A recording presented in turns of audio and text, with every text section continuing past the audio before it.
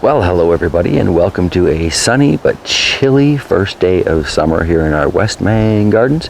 Thought today I would give you an update on those land champas that I built out of the straw bales that we received. So yeah, let's just jump right into it. Okay, so quick recap for those of you who may have missed the construction video of this. These are the land champas, or straw raised bed gardens, or garden ships. I call them all of these things, tragically. However, they are basically a framework of intact bales, and then I have some straw, couple inches of soil stolen from the garden bed behind, and like 3 more bales of straw spread out to collect the moisture. It's an instant sort of garden bed, and it seems to be working really well. I'm definitely going to be building more of these next year as I continue to expand into the front garden here, because ultimately I want it to go pretty much up to where that straw bale is, because that's the fruit line. But let's check and see how well this is working as like a garden in general for the things I like to grow. Up front here we've got some of the nicest looking zucchini plants I have ever seen in my gardening, so that to me is a pretty good sign. Pretty vibrant, lots of new growth.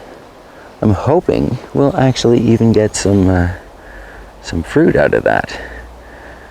That would be nice. Now behind that, much more popular crop in my gardens is the peppers. For the most part, these things are doing pretty well.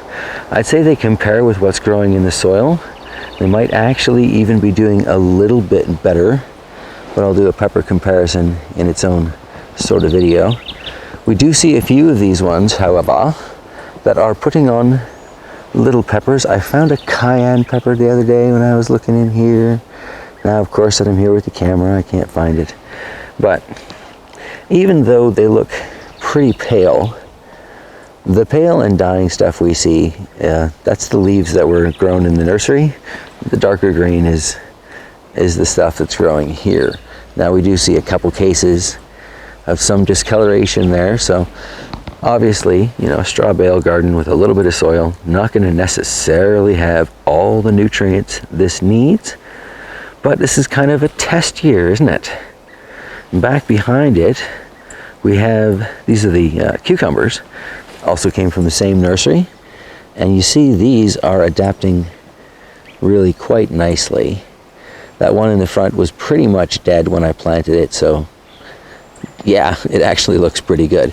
And then we'll look over at the other 2 cucumber plants, and they seem to be doing fairly well as well. So yeah, I'm very encouraged. Was that courgettes, cucumbers, and zucchini do seem to do fairly well. Peppers seem to at least survive. And yeah, as far as this test bed goes, I'm pretty pleased. Now we'll slide one over here, and this is the bed you may have seen if you check out the farm channel on my proof of why you need to cover your fields and gardens video. This I did not put the layer of straw on this initially after planting, and I got some very desert-like conditions, some hard packed soil, huge cracks. Things were looking pretty rough. So after that demonstration, I literally immediately covered it up with some straw. We can see a few patches where it's not very well covered, and if you look carefully you can see an onion sticking out. The rain has beat down the soil that was covering that, and it's just not growing. However, if you look into the straw, we see that the onions planted there, nicely covered up, still kept their soil covering. They're sprouting, they're doing great. In fact, since I covered them, I'd say these onions look tenfold better. So yeah, that's just a huge win for mulching in general, so another use for straw in your garden. But these are black crim tomatoes that I planted in here, and if you ask me, these are doing fantastic. Now I have to let you know, looking at these tomatoes, it was like 4 degrees here last night, which is a little stupidly cold for you know, starting off the first day of summer. but these seem to have been sheltered enough by the straw bales. I don't see any negative signs at all. I mean, I did lose a few when I initially planted because I didn't mulch. So the heat got to them in there, just baking and reflecting off of that hard packed soil. It's not good, it's not good. Here we have gourds, pumpkins, pumpkin by any other name. And again, much like the zucchinis and the cucumbers, these seem to be doing really well. And again, it's ultimately just bound straw bales. At the bottom layer, I've got some exploded straw bales. I got a couple of inches of soil. And yeah, until recently, it didn't even have the straw on there. Those pumpkins have been doing fairly well the whole time, but they are definitely doing better since the straw is blocking rain from bouncing back up. Now, one thing I did notice in here, and I don't know if the camera is going to do it justice, so I might want to start a fresh clip for that, is I've got some mushrooms growing out of the side of this particular bale. Now, unfortunately, because of the angle I'm trying to get these at, and shading and all that stuff, I'm getting really nothing but glare on my screen. So hopefully you've got a good shot of these mushrooms that are forming, and hopefully I've got a good shot of these mushrooms that are forming, because I want to Google it and see what kind of mushrooms grow in straw bales and whether or not I can eat them or squirrel bait them, or just what I should do about those. That's interesting, because I haven't seen those in any of the other land champas so far. So yeah, hopefully I'm actually pointing the camera at what I want you to see. Next garden. So the third and final land champa here is going to take a moment of prep work to reveal, because I have cabbages in here, and we have a lot of brassica moths out here in farm country.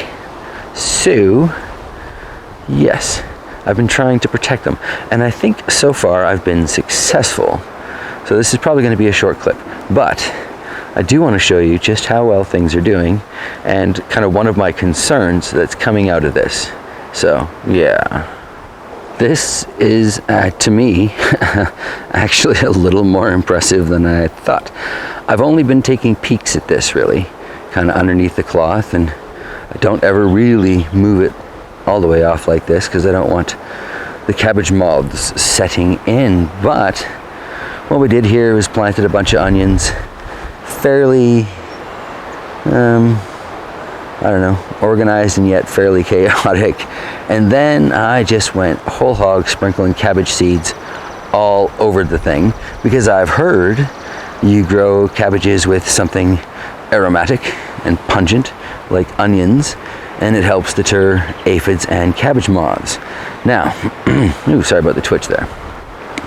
The situation I have here is that it looks to me like maybe these cabbages and onions could use a little bit more sunshine, and it also looks like the onions are definitely reaching the cloth and folding over. So I don't know if that's a problem or not. Love a little feedback from you more experienced gardeners with these crops in general, and anybody who's got experience using these bugger off moth claws, as I'm calling them. But yeah, that's only because I've forgotten the actual name for the cloth. But basically, it's a moth protection cloth. Do I leave it on? Do I take it off? Do I let these things just grow crunched? And who else thinks I should probably thin out some of these cabbages and find a new place for them to just take their chances? Because that looks like a lot more cabbages than I was expecting to sprout there. Anyway, I want to cover this back up for now. And yeah, please get back to me in the comments with your thoughts on whether or not I should leave it covered or open her up, expose it to the wild and the bugs. All right, well, as I say, we're just going to cover that back up for now. And yeah, so far so good.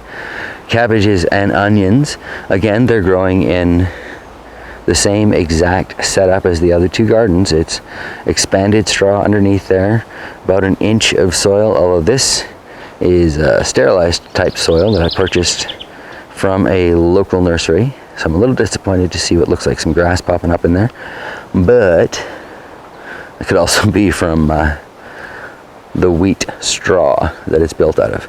Otherwise, the cabbages seem to be growing pretty well. Perhaps a little deficient in something. Maybe I should plant some peas in there. I don't know. Feedback.